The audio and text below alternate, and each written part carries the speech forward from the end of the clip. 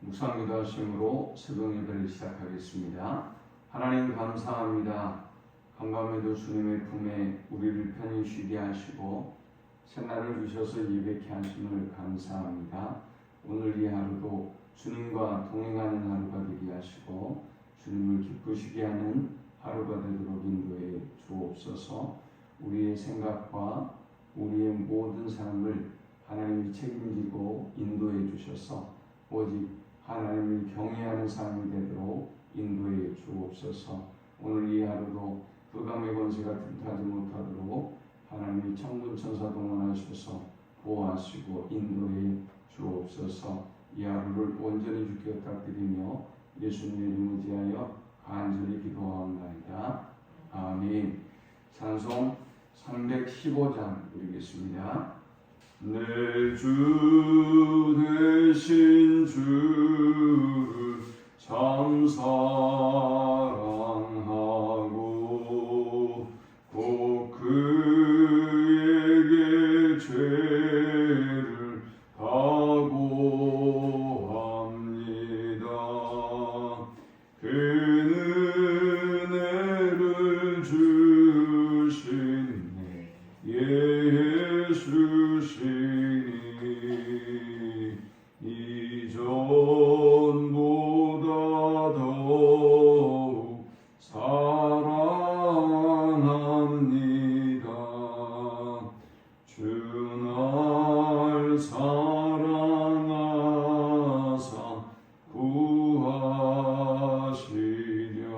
구하시려고 저 십자가 고난 당하셨도다. 그가 시관 쓰신 주 배우니 이전보다 더욱 사랑합니다.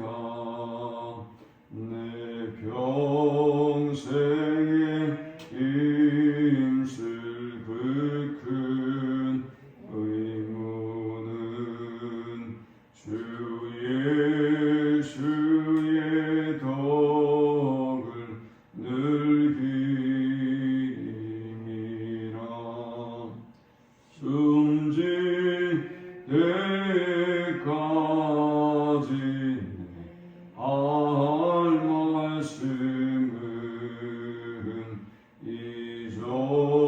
이전보다 더욱 사랑합니다. 그 영광의 나라 나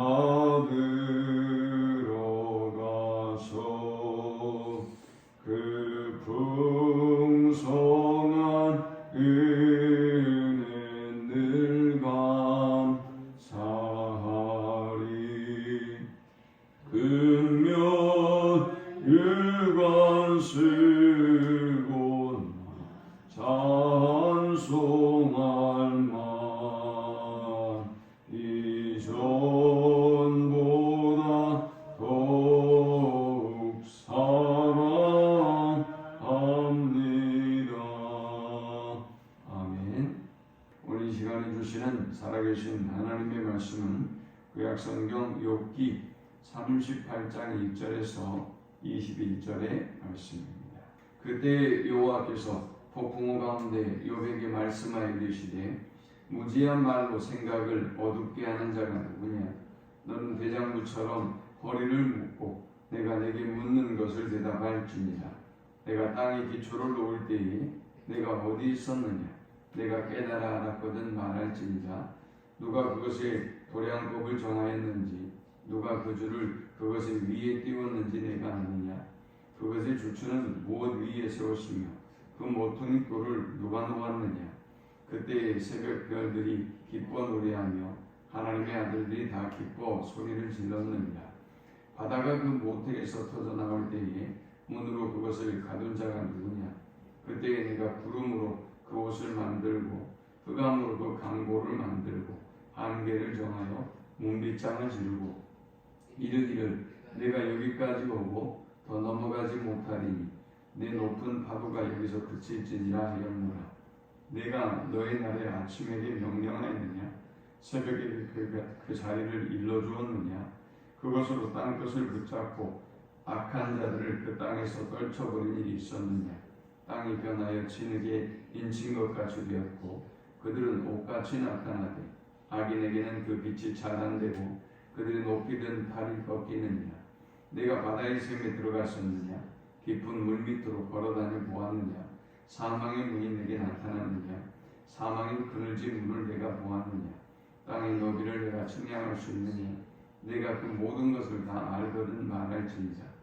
어느 것이 광명이 있는 곳으로 가는 길이냐? 어느 것이 흑암이 있는 곳으로 가는 길이냐? 너는 그의 지경으로 그를 데려갈 수 있느냐? 그의 집으로 가는 길을 알고 있느냐? 내가 아마도 알리라. 내가 그때에 태어났으리니 너희 횟수가 많음이니라. 아멘. 욥기 1장부터 2장까지는 욥이 재산과 또 건강과 자녀를 잃어버리는 이야기가 등장합니다. 그리고 이제 3장부터는 욥의 탄식이 그리고 욥의 친구들의 개입이 이제 시작됩니다. 3장부터 무려 37장까지 이 긴 시간 동안 욥의 고뇌가 있고 또 욥의 항변과 원망이 있고 또 하나님을 향한 갈망함이 있습니다. 만일 이 3장부터 37장까지 내용을 빼버린다면 주로 우리가 욥기서를 생각할 때 욥은 이런 고난을 당했고 또 인내하고 원망하지 아니하여서 하나님이 이렇게 복을 주셨다라는 것만 생각한다고 한다면 즉 욥기의 3장부터 37장까지를 중요하게 여기지 않고 그냥 빼놓고 생각한다면 하나님이 아마 욥기서를 통해서 우리에게 주시고자 하는 그 풍성한 말씀, 그 놀라운 은혜와 주제는 우리가 간과하고 말 것입니다. 그렇다면 3장부터 37장까지는 어떤 의미가 있을까요? 사실 욥이 어떤 외적인 환경을 잃어버린 것보다는 더 큰 고통과 아픔을 친구들로부터도 당하고 있고 또 외로움과 고독함과 기다림과 또 사람들의 정죄를 통해서 그는 더욱더 혹독한 고통과 아픔을 당하고 있지 않습니까?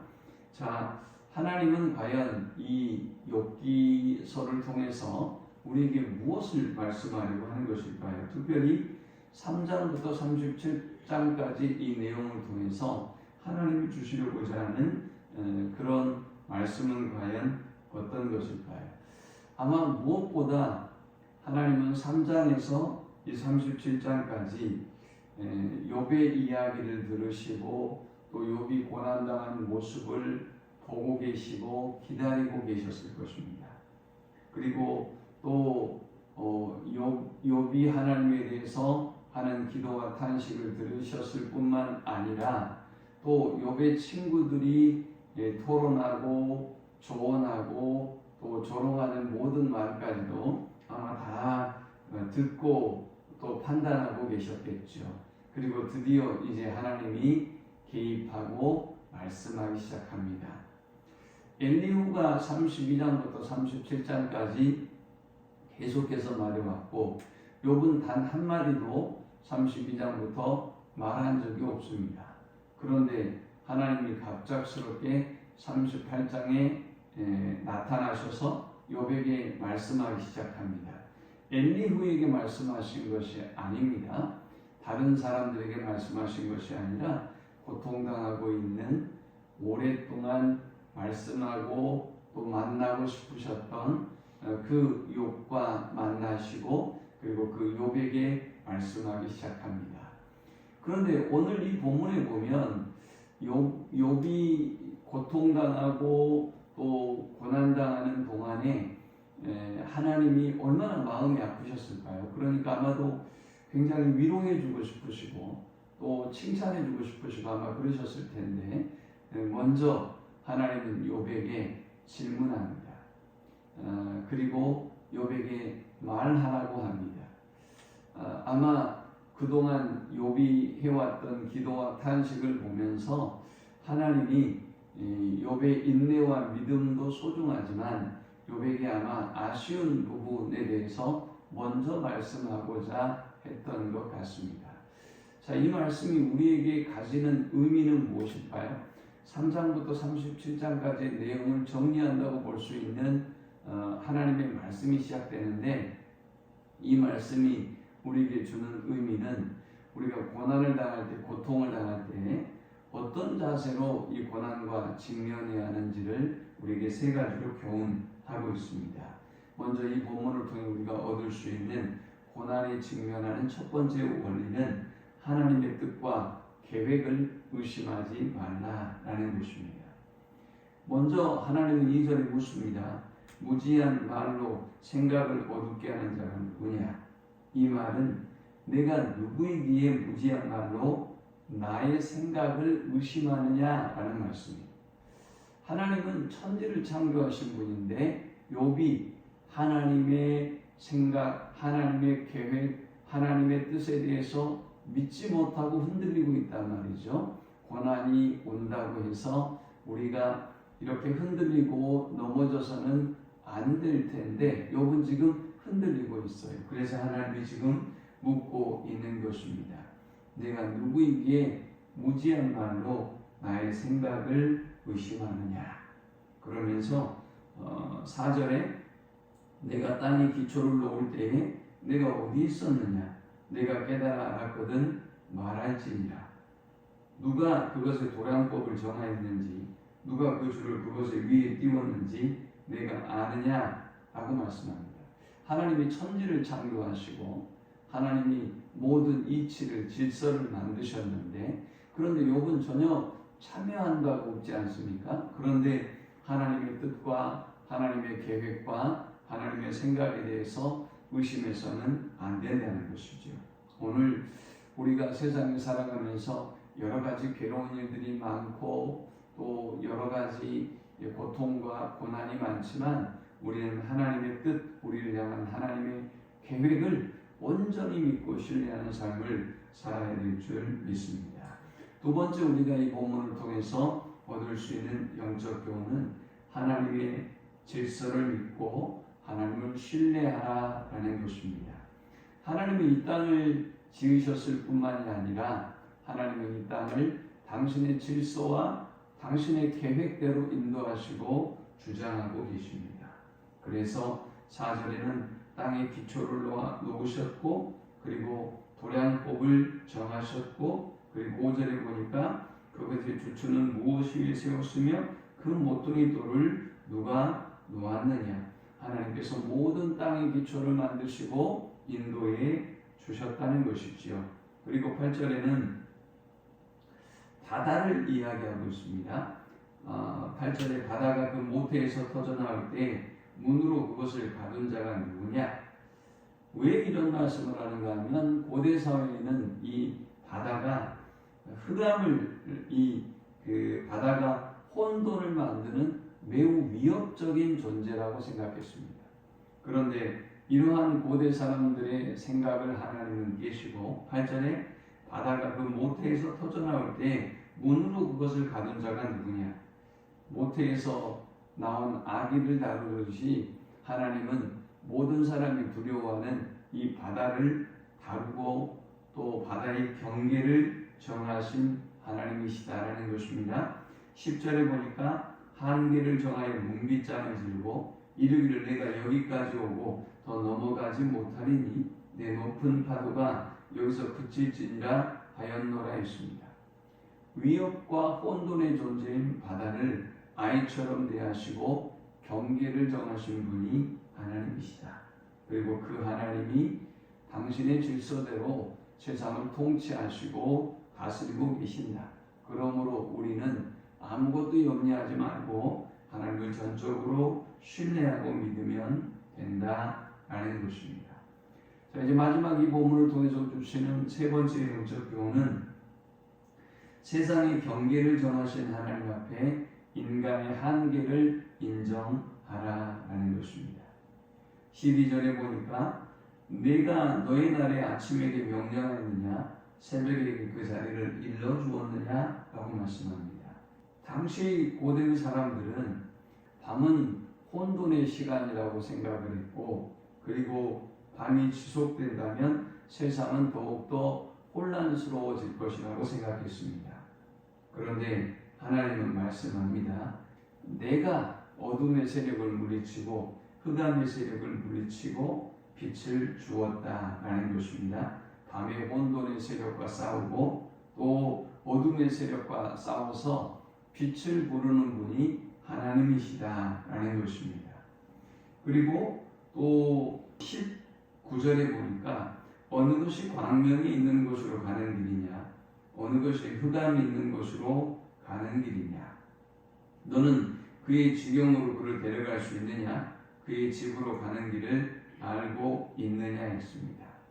하나님께서 광명을 또 하나님께서 어둠을 가져오시는 분이시기 때문에 하나님이 때가 되면 광명으로 또 하나님이 때가 되면 흑암으로 인도하시는 그런 분이라는 것입니다. 고대 사람들은 이 광명과 흑암에 대해서도 어떤 생각을 가지고 있었는가 하면 광명이 머무는 곳이 있고 흑암이 머무는 곳이 있다라고 생각했습니다. 그러니까 흑암이 어디로 갔는지 네가 아느냐? 광명이 어디로 갔는지 네가 아느냐? 라고 하나님이 묻고 있는 것이지요. 그리고 이 모든 원리들을 알면 16절에는 바다의 샘에 들어가 봤느냐? 17절에는 사망의 문이 내게 나타났느냐? 또 18절에는 땅의 너비를 측량할 수 있느냐? 그리고 18절 끝부분에 보니까 내가 그 모든 것을 다 알거든 말할지니라 했어요. 세상의 모든 이치를 네가 안다면 말하거라 라고 말씀하고 있습니다. 이것은 지금까지 욥이 잘 인내하고 잘 참아오고 잘 기다려왔지만, 그러나 너무나 많은 말들을 욥이 탄식하고 원망하면서 뱉었던 것들에 대한 하나님의 안타까움을 전하고 있는 것입니다. 하나님은 세상의 경계를 정하시고 또 낮과 밤의 경계를, 바다와 땅의 경계를 정하시고 인도하시고 주관하는 분이기 때문에 우리는 이 하나님의 능력 앞에, 이 하나님의 존재 앞에, 이 하나님의 질서 앞에 우리는 우리의 무지함과 한계를 인정하고 하나님께 모든 걸 맡기고 온전히 그분을 의지하는 삶을 살아야 한다는 말씀입니다. 이 말씀을 붙잡고 우리의 모든 뜻과 하나님의 뜻과 하나님의 계획을 온전히 신뢰하고 또 어떤 고난과 어려움을 만난다 할지라도 하나님 우리를 선한 길로 인도하심을 온전히 믿고 신뢰하고 승리하는 우리 모두가 되시기를 축원합니다. 하나님 감사합니다. 귀한 말씀을 통해서 은혜 받고 깨닫습니다. 어떤 시련과 혼돈의 순간이 와도 하나님의 계획과 일하심을 전적으로 믿고 신뢰하며 하나님께 모든 걸 맡기는 저들이 되게 하여 주옵소서. 예수님의 이름으로 기도합니다. 아멘. 지금은 우리 주 예수 그리스도의 크신 은혜와 성부 하나님의 극진한 사랑과 성령의 인도 보교통 충만케 하시니 고난과 어려움을 만날 때에도 하나님을 전적으로 믿고 신뢰하며 하나님께 모든 걸 맡기는 주의 백성들의 머리 위에 지금부터 영원토록 함께 있을지어다. 아멘.